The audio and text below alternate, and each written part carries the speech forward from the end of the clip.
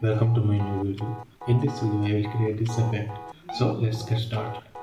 First, import your video onto timeline. Then create a rectangle shape.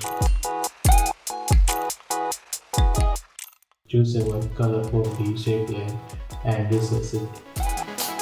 Now I am animating a rectangle shape. So I move the player to keyframes and create a dark keyframe. Take the player to first frame.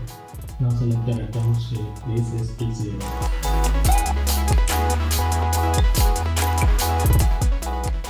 Select the shape layer and go to effects and drag my key to the layer and change the alpha map.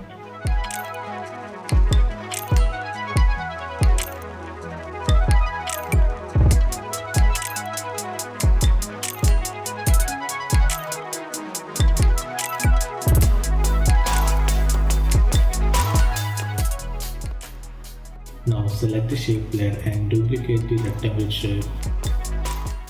Now change the position the second duplicate shape.